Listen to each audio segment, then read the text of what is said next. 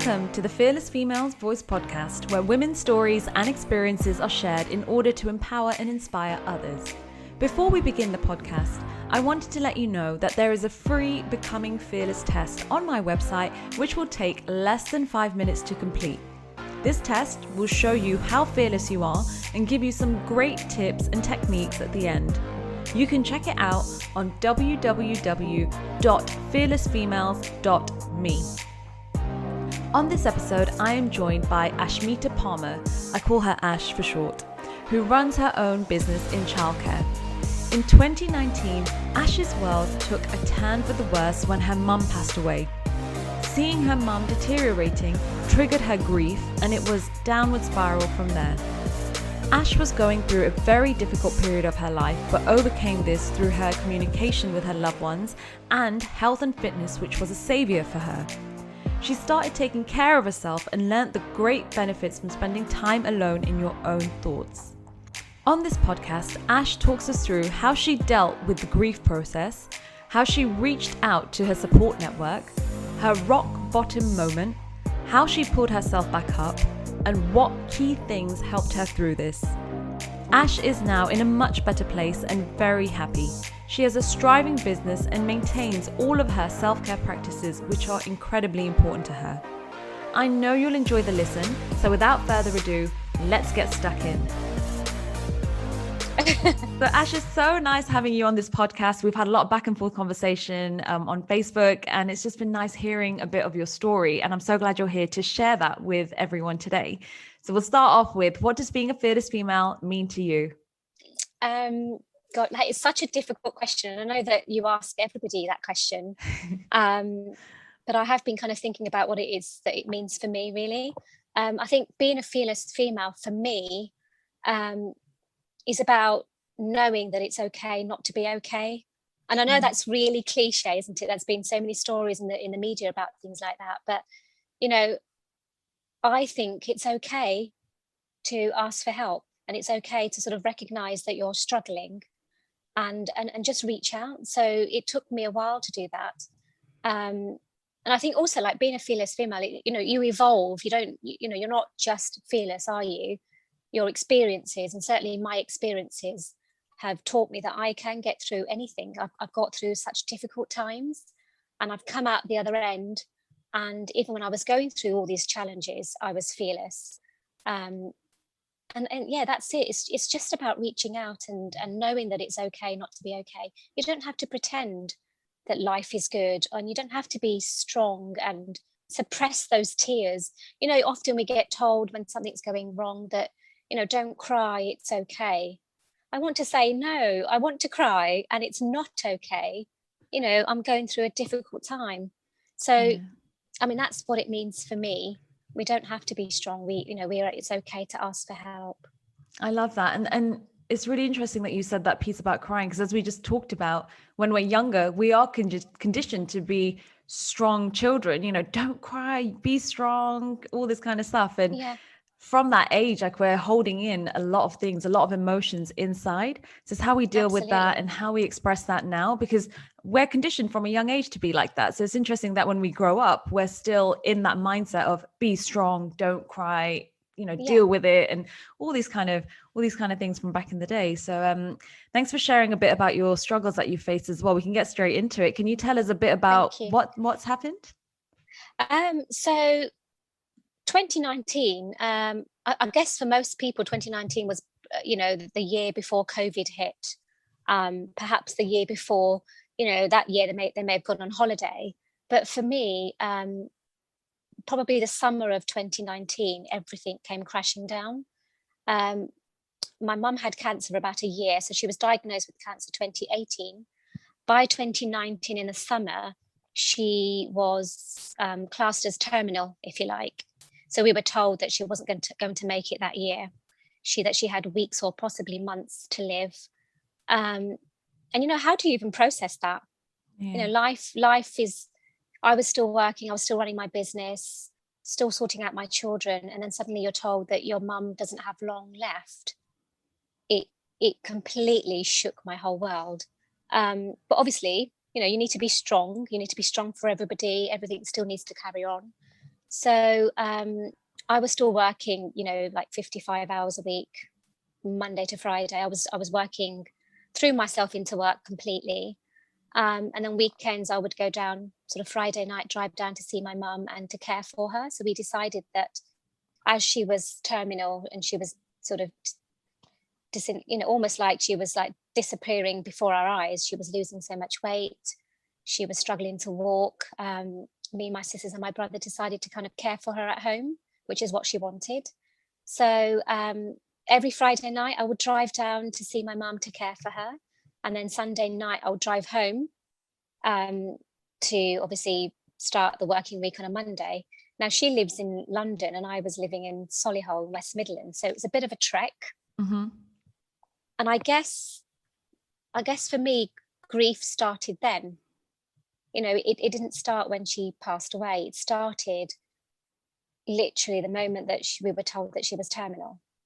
Watching somebody disappear in front of you was just heartbreaking, because every week I would go down and she was, doing less and less and less, to the point where she was then bedridden for probably about 3 or 4 days before she passed away. So yeah, 2019 was really, really difficult. She eventually passed away on the 22nd of October, which was also the day that we were moving into my new house. So we were in between houses as well, which was so difficult. Packing boxes and getting ready for a big move. To then, thankfully, I was there by my mum. I was there by her bedside when she passed away. But an hour before she passed away, we got the keys to the new house. So I was in London with my mum, and my husband and my 2 girls were in Solihull, about to move into the new house, which was just, it's almost like the end of something, but the beginning of something as well at the same time. Yeah. So, pardon? And how did you feel about that? The whole concept of this is coming to an end, and yet you're starting something new with your family moving forward for the future. I actually resented the house move. It was, I didn't really think about it too much. The kids were obviously very excited about moving into their new big house. It was a bigger house. And I rang my husband probably about an hour beforehand when he said, "Oh, we've got the keys." And I was like, "That's great, but I think my mum's going to die today." So it was, bittersweet, really. It was a bittersweet day. It was, on one hand, I was, holding on to my mum and begging her not to leave. On the other hand, my husband's there, unpacking, and the kids are really excited. He was devastated because he couldn't be with me, but he needed to be at home to move us all in. When I did finally get to the new house, it didn't even feel like home, because I hadn't seen it. I only saw it when we went to see it, when you go and see it. The viewings. The viewings, yeah. I probably saw it 2 or 3 times. So by the time I actually got to see the house, it didn't feel like home. In fact, I actually drove to the old house, which was 3 streets away, and realized that that's not my home anymore. It's the new house. So it was a really difficult time. When they say that there's certain things in your life that are really stressful, like sort of getting married. Yeah. Oh yeah. Oh yeah, I know, all about that. Getting married, having children, moving house, losing a loved one, kind of felt like that was all kind of happening at the same time. So I didn't quite enjoy the move, because I wasn't part of it. It all happened without me. It took me a long time to call this house that we're currently in a home. It didn't feel like home until a long time after. But it was it was a difficult time, because watching someone just die in front of you was really, really hard. And it still haunts me. People say, "Oh, I really want to be there when my mum passes," or "I really want to be there when my dad passes." I don't know what's better, because my dad passed away in India about 15 years ago, and we weren't there. He was traveling around India, and he just had a heart attack, and it was really quick. Wow. We managed to get him over, but we didn't get a chance to say goodbye. And I guess with my mum, we had we had a few weeks to say goodbye, but it's like a lifetime. It's like, you're trying to cram a lifetime worth of memories and goodbyes into the few weeks that she had. And the few weeks that she did have, it was great because we all decided to move in with her for those 3 weeks. And we did everything that we did when we were younger. Like, we all cooked together and we played cards together. We watched TV. I think there was probably a few little arguments here and there, because it's pretty much, real life, isn't it? Yeah. But how do you even process something like that, trying to cram in everything that you want to say to your mum in the few weeks that you've got left? Was really difficult. And did your family know what you were going through and how you were feeling? By family, I mean your husband and children. I think I hid it from my husband for quite a long time. I'm quite an emotional person, so yes, I did cry, and I knew that I could cry in front of him. I did cry. I broke down many times in front of him. What I struggled with was showing the outside world what was going on inside. So I think especially when you're working with children, you do put that mask on, don't you? You have to. There was no way that I could wake up in the morning and go to work and have a breakdown. I just couldn't. These children kept me going. They're so innocent. I had no choice but to almost just carry on with my life. But it was actually only sort of the back end of 2019, so December, coming up to New Year's Eve, that I really struggled. I think when there's a big celebration of Christmas and New Year's and everybody's really happy, and part of me had to pretend that I was happy when I really wasn't, I think that just took me over the edge. How did you manage that? Very badly, to be honest.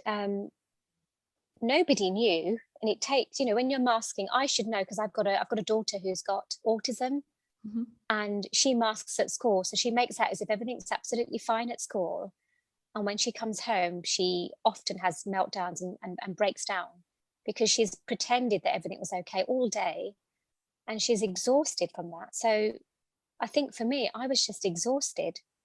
And I remember in December 2019 feeling really poorly, like really unwell. And looking back in hindsight, it's because I suppressed all my emotions. I acted like everything was okay, and I hadn't dealt with the grief. I hadn't really dealt with it. I was just pushed it behind me thinking, well, this is what I need to do. I need to be strong. I mustn't cry. I've got 2 children. I work with children. I've just got to continue. And then you go into burnt out. You're just completely burnt out by the end of the year. Yeah, just mentally exhausted. How was your grief process? Because you said that it started prior to your mum passing away. So it's when she actually got diagnosed and she was actually deteriorating and you were able to physically see that. So that's when your grief started. But how was the transition? What exactly happened with that? I think it was, even though it started in August, so weeks before she passed away, it was very slow. So you kind of start to grieve almost like the time, like, you grieve the time and you start questioning, well, why does it have to happen to her? Like, why, my mum wanted to live. You start to kind of get a little bit angry. Like, my mum wanted to live. How come she had to die? When she goes, where do we go? What do we do? There's the 4 of us. We've got we've got no other family. Yes, we've got aunts and we've got other uncles, but in terms of our immediate family, once you've lost your mum and dad, like, where do you go with that? Who's going to replace that mother figure? We were quite lucky that we had an uncle and an aunt that we grew up with. So at the time when I lost my mum, we were like, okay, well, at least we've got my uncle and my aunt. But unfortunately, my aunt, who pretty much brought us all up as well, she passed away literally 2 weeks after. Literally 2 weeks after my mum. That was all of a sudden? That was, she has had medical issues. She did have medical issues, but she and my mum were so close that I think that she just couldn't live without her. They did everything together. So you can imagine it was my mum and my dad and my uncle and my aunt. We did everything together. So to lose my mum and then my aunt within the same, literally 2 or 3 weeks later was just out of this world. It's almost like a double grief. It was double whammy. Yeah. Really unlucky. But again, at the time you just think, why is this happening?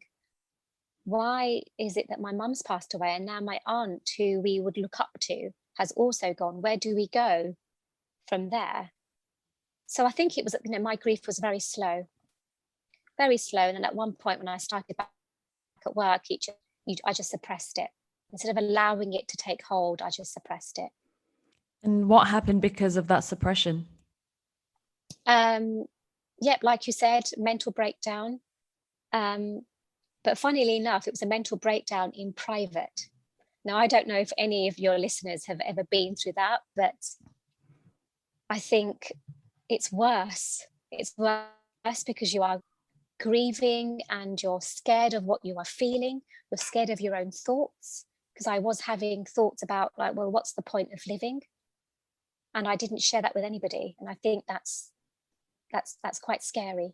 And sorry, by share with anybody, not your partner as well, your husband? No, I didn't even share that with him. Not your brothers or siblings or anyone, just yourself? You kept it all in? Kept it all to myself. I remember New Year's Eve, I didn't even want to watch the TV. I didn't want to kind of like go out anywhere. I just went to bed. I think the children went to bed at a certain time and I went to bed with them, because I didn't want to face the new year. I was just like, well, what's the point then? I managed to get through that difficult time, but there was a couple of things, there was a couple of situations that kind of helped me. That one of them was my eldest daughter. I think I must have had a breakdown with her. And, you try not to do that with your children. You try to kind of hide it from them too. Yeah.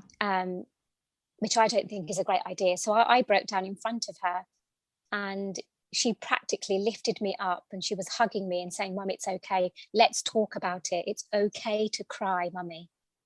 And I think, well, how is my 12-year-old telling me, a 40-something woman, that it's okay to cry? So I did. And I cried to my child on her shoulder.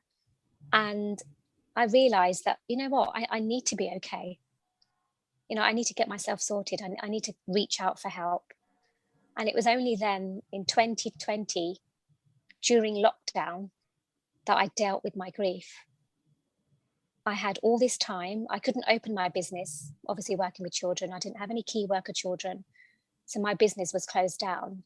And that was probably the only time that I was able to deal with my grief and reach out for help.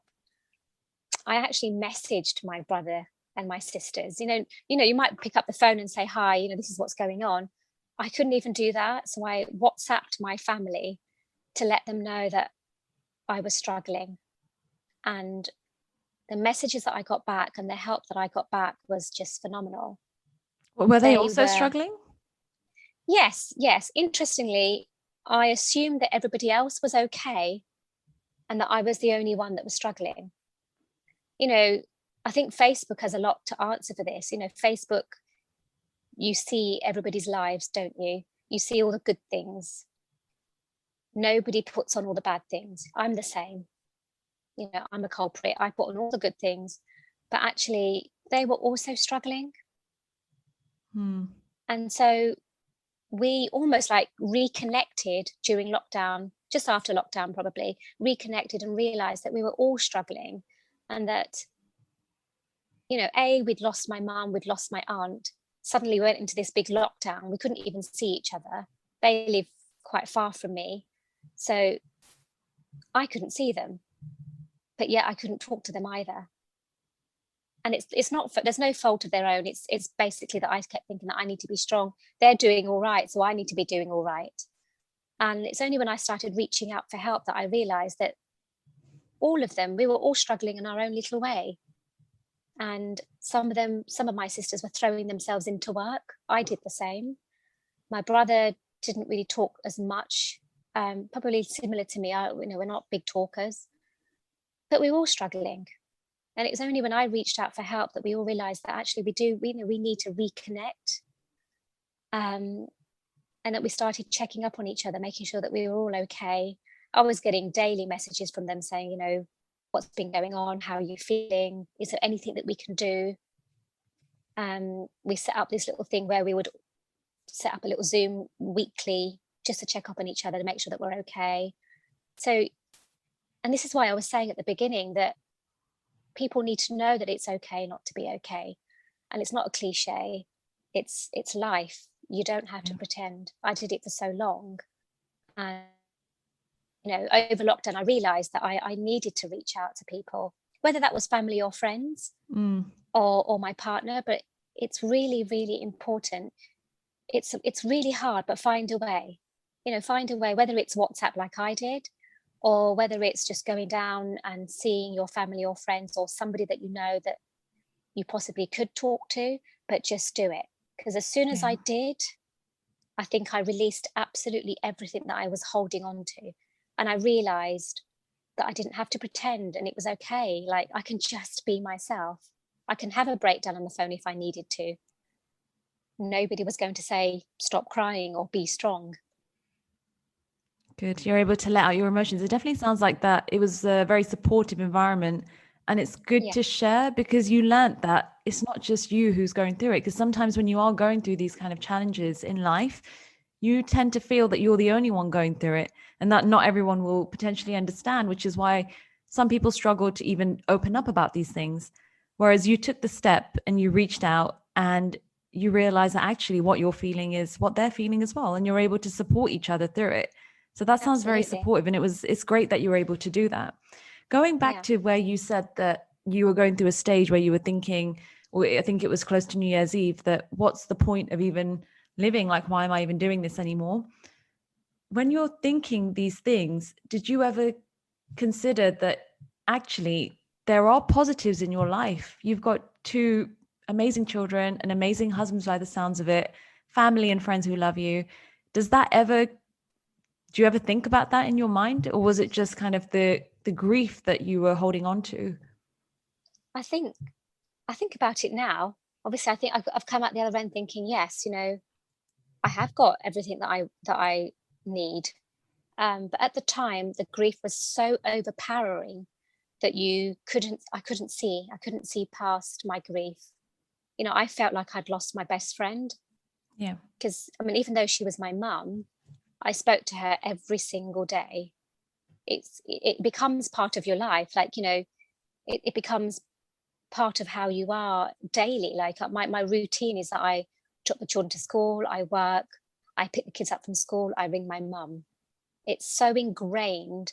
But it wasn't just that my mum knew everything, absolutely everything, like everything about my life, everything that I did every single day. So to lose that, it almost felt like I'd lost a part of myself and I couldn't see past my grief at all. It just completely consumed me. So at the time, no, I couldn't. I couldn't see that I've got 2 beautiful girls. I've got a house, I've got shelter, I've got food, we're comfortable. All I kept seeing was I'm just lost. I was just lost. I was just lost. And did you find that speaking to your siblings about it and the reconnection, the weekly Zooms that you had helped with that? It did. Yes, absolutely. I think connecting with anyone, it didn't even have to be family, just connecting with somebody that you felt comfortable about sort of talking about what you're feeling was almost, like it was like a savior. And how did you even take the first step? Because even just thinking about, right, I need to connect with someone, the steps, but it's difficult to even reach out to someone thinking, oh, wonder what they're going to say. You may be afraid of what kind of response you'd get back, or, you don't want to maybe worry someone else. So how was it that you even took the first step? Well, I actually spoke to a friend of mine, a really close friend of mine, and she kind of knew what I was going through. So I was drip feeding her information about how I was feeling. And I think I was doing that just to kind of see, you sort of drip feed and then you see what the reaction is. And, and she kept saying to me that, you don't have to be strong, Ash. You just don't have to be strong. So I think by talking to her made me realize that I need to talk to my family. And then one morning I woke up and I didn't even have time to think about it. And I just WhatsApped them. It was Good. literally, I just WhatsApped them. And it was only afterwards I was like, oh gosh, I can't believe that I've told them exactly how I was feeling, and that New Year's Eve I was feeling like, what's the point? I just want to end everything. Because nobody really wants to hear that from their sister, do they, really? But actually, they almost saved me. Like they took everything away from me, and just made me realize that what I have is good. That I didn't need to worry. That it was okay. But I think the best thing about telling somebody is that they just checked on you. Yes. You're giving them permission to kind of contact you and check on you. Whereas if I hadn't have mentioned it at all to any of my siblings or friends, then who was going to come and talk to me? Like, who was going to save me? Who was going to be there to say, well, you're doing all right, you're doing good. We've been there. And were there any other steps that you took for dealing with your grief, so as you were coming more out of this stage? Well, lockdown was interesting. I think lockdown for me, at least the first few weeks, I was thinking, oh my gosh, like, what are we doing? What's going to happen? My business is closed. I've never not worked. How am I going to manage? But actually, in hindsight, it was the best thing that could have happened to me. I was able to deal with my grief. I put on about half a stone. I think most people did, didn't they? They all suddenly just put on loads of weight, ate absolute rubbish. And I caught myself, like we were in the garden with my children, and I managed to sort of I was walking past the patio doors, and I didn't recognize who I was. I was just like, oh my gosh, where's all that weight come from? And I was like, you know what, I'm going to take back control. I've put on half a stone, if not probably more. I need to get out and about. I need to start doing something. I need to lose this weight, because I'm quite a petite person. So to put on half a stone wasn't, my knees were hurting, my back was aching. I didn't feel like myself. So I decided that I was going to go back to the gym. I was going to go back to the gym and I was going to work out. And I gave it a bit of a go after lockdown. It didn't work out as well as I wanted to. I wasn't sort of following any kind of program. I thought if I just work out and just eat slightly less, I was going to be okay. That didn't work out either. I started this program, and I believe that you know of this guy because you're marrying him. So I contacted your fiance and started this program. And I think what it gave me was just control. It gave me some control of my life. I had this plan where I knew what I had to follow all the meal prep, and I had to make sure that I was eating certain foods. I had to follow the training plan, and it gave me a completely different focus. So instead of focusing on, well, I don't have my mum and I don't have my dad and I'm really, really upset, it gave me something to kind of concentrate on. And I can't stress enough how that has become such an important part of my life now. I see going to the gym as a time sort of for myself where I can listen to all these podcasts and just focus on myself. We don't often do that, do we? I think we're so busy with life that we forget about ourselves. And so lockdown and 2020 was a year where I rediscovered myself. I began, just probably October 2020, I started this program. And initially it was really difficult because I hadn't been to the gym for such a long time.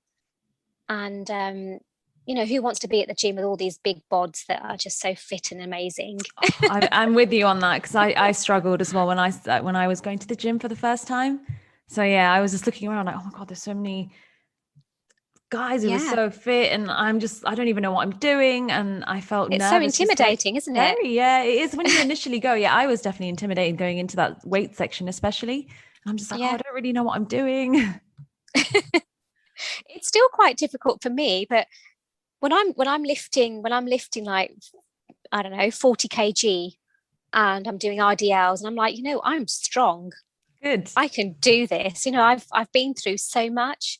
I can certainly do this. I came out of there with a bit of attitude, like, I want to live. I want to succeed. I want my children to see that you can come over all these challenges. Um, I want to eat healthy. I want to show them what it is like to be healthy. So all these things, I think, talking to family, speaking to friends, taking back control of your life. When you lose somebody, especially when it's a parent, you feel like you've lost control. You feel like you've lost focus. I kind of felt like I'd lost myself. Yeah.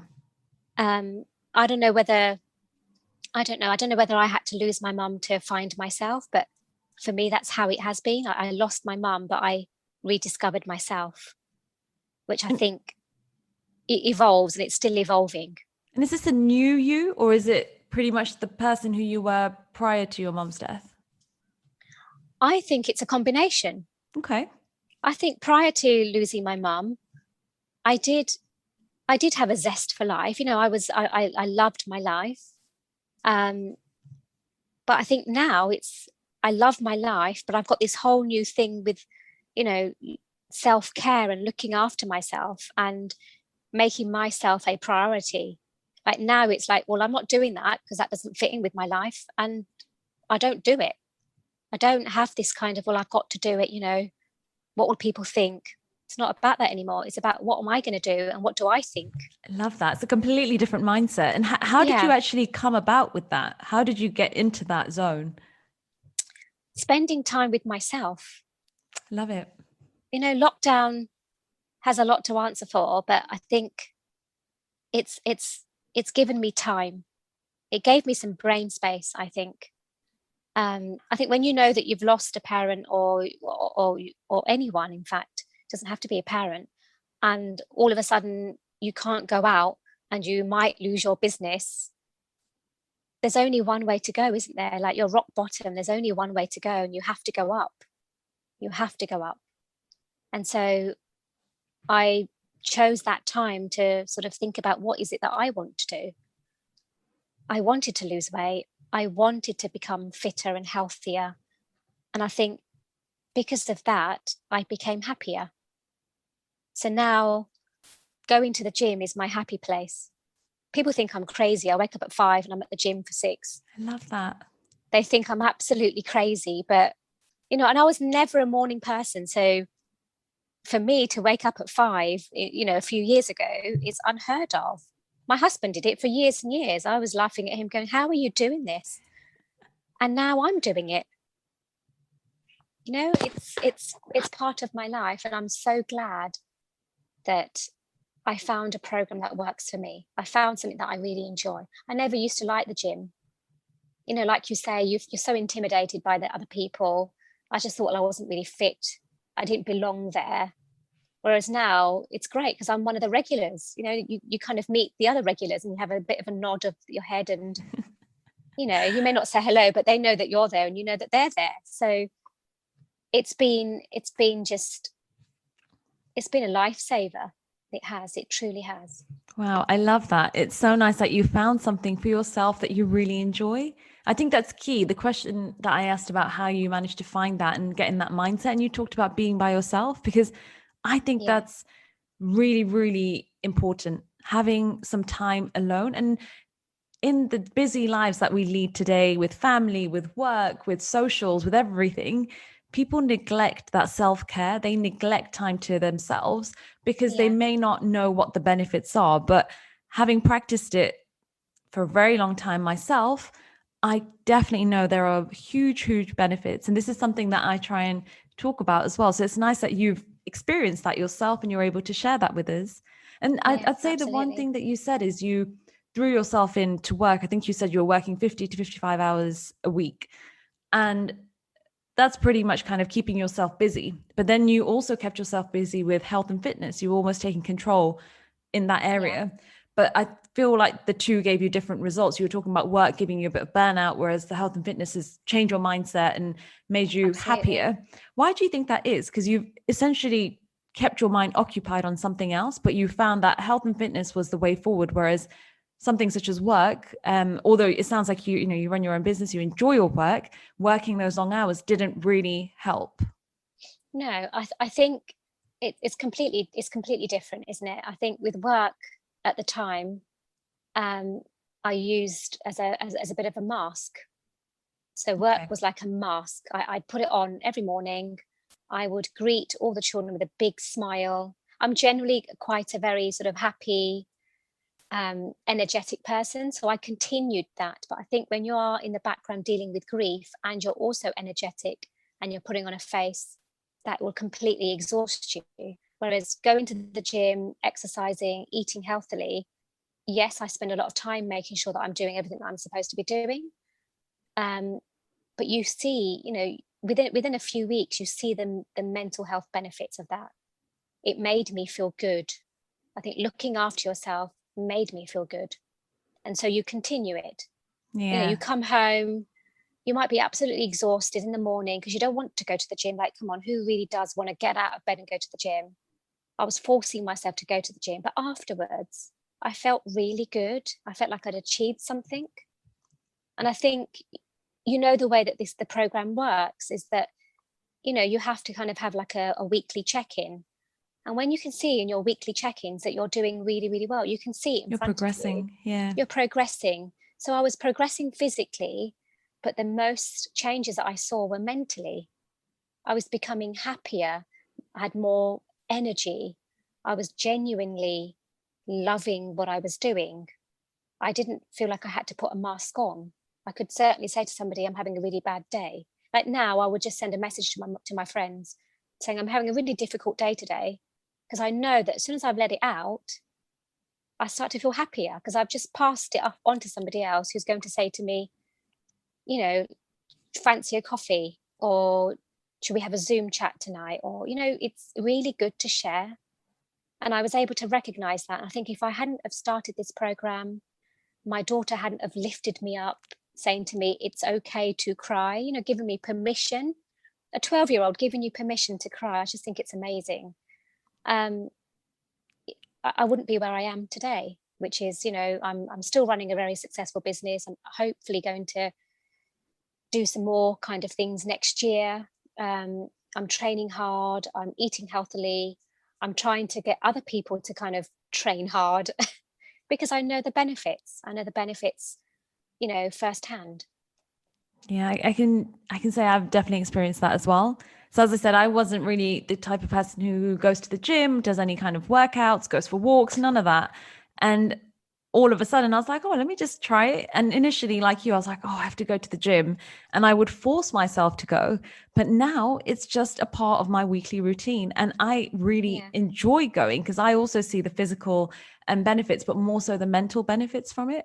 So I've experienced that absolutely. myself. And I think it's, again, really important to have any form of movement. So it may not even just be the gym. If you're interested in doing classes like yoga, Pilates, just even a 10-minute walk outside, all of these little things, because Absolutely. people then feel, or I felt in the past that, oh, it's raining, I can't be bothered to go out for a walk, or, oh, I'm really tired, I don't want to go to the gym. But then actually, I flipped it to be like, okay, well, I'm feeling like this. Let me just go. And when you come Yes, back, you're feeling way better. And when I'm out for a walk, I absolutely. think, oh, I'm going to go for 10 minutes because I can't bother to go for a long walk. And then I just end up being like, oh, actually, let me stay out for another half an hour. And then, oh, maybe an hour. And you just keep going. Yeah, absolutely. And I think, for anyone that's listening out there thinking, well, I'm going through grief, or I don't know how to get out of this, just go for a walk. Make that first. Just go for a walk and call a friend. Just call a friend, go for a walk. There's tiny little steps. It doesn't have to be, you don't have to kind of start a massive program or go to the gym, but just spend some time with yourself. And I think the best way is to go for a walk. Obviously for me, lockdown was, we used to go for walks, daily walks, because that's what you were allowed to do. And so that's what we did. And I started to get kind of like quite happy about going for walks. I'd go for walks on my own. And then you'd have that brain space where you can think about what's been going on, what's happened, who can I talk to, how am I feeling? You start to question everything. And I think until you have that time to yourself, or a walk, or chat to a friend, it just stays within. And some things are just better out, really. Yeah, I completely agree. So can you tell us, Ash, what's next for you? What have you got planned? God, the world is my oyster, isn't it? Well, I'm hoping at some point, possibly next year, I'm going to be teaching other people how to set up their childcare business, which I think I'm taking a bit of an angle. I probably won't give up my childcare business for a long time because I love it. But I just want to be able to show other people, other mums that, if you don't want to go back to work and leave your child with anyone, do it yourself. Just set it up yourself, and then your child can be with you. I also mentioned that I've got an older daughter who's got autism, so perhaps something on the lines of that. She teaches me something every single day. This girl, she's got so much pent up spirit. I think there's so much more from her that I can learn. So possibly, perhaps going through sort of, I don't know, maybe an autism course that I could set up. It's still bubbling away. My ideas are still bubbling away, but I'm not just going to be sitting and resting on my laurels. There's a lot more out there. I love it. It sounds really interesting. I love that you're doing so much with children as well. Feels like that is your true passion, and you want to pass on so much knowledge and experience and great messages to them as well. So it's really nice to hear. Absolutely. Well, thank you so much for coming on this podcast, Ash, and sharing your story with me. It's been so inspirational. I feel like it's been a real journey for you, and it's quite difficult even just talking about it. So I really appreciate you sharing your experiences with us. Oh, thank you so much. And thank you so much for having me. I know it's been a while. We've been having sort of messages backwards and forwards, and I was so keen to let other people know that you can get through grief and you can come out the other end, and just find your thing and plow through, because life is definitely worth living. Definitely. Absolutely. I love that. What a great note to end on. Thank you so much. Thank you, Janny. Thank you so much for listening to the Fearless Females Voice podcast. Be sure to complete the free Fearless test, where you can discover how to increase your confidence, build your resilience and self-love. You can find this test on my website, which is www.fearlessfemales.me. And to connect with other like-minded females, make sure you join our Facebook group, which is called Fearless Females. Oh, and one last thing. I'd like you to do a massive favor for me. If you enjoyed this episode, then be sure to leave a review on Apple Podcasts. Thank you.